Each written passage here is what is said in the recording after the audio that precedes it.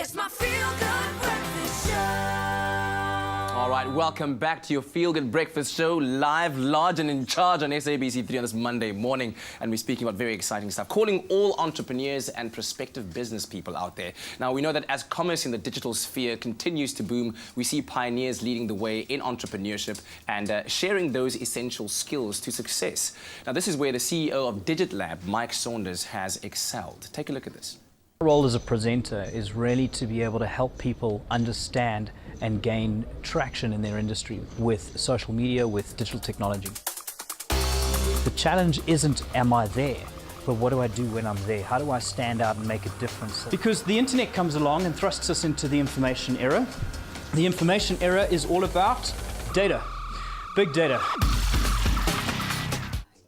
All right, so Mike has written a collection of personal stories and lessons in his new book, The 5-Year Mark, Lessons Learned Chasing a Dream. And he's joining us this morning to enlighten us, something I'm very, very excited about. Thank you very much for being here this morning, sir. Thanks for the invitation. Yeah. So DigitLab is a company that you started building 5 years ago. Yeah.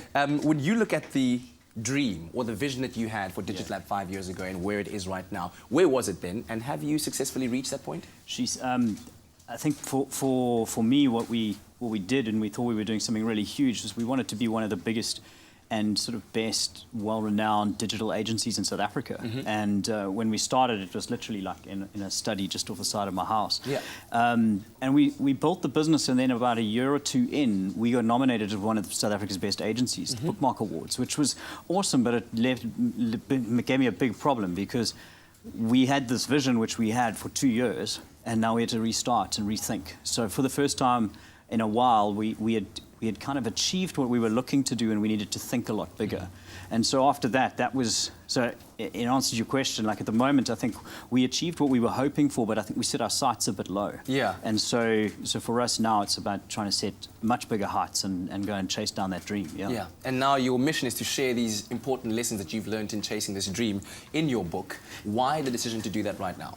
Well, I think for me, what I struggled with was trying to find tangible, practical things that people could use. So you always hear about the story of Google and the story of Uber and Airbnb and all these things that people do. And they're really inspiring, but they don't really give you the practical things that people actually had to work through to get that done. Yes. So the challenge was to kind of say, well, let's write a book that people could find out what those first 5 years actually look like, the good, the bad, and the ugly at the same time. And so it was really just about trying to focus on what those lessons were that we had learned.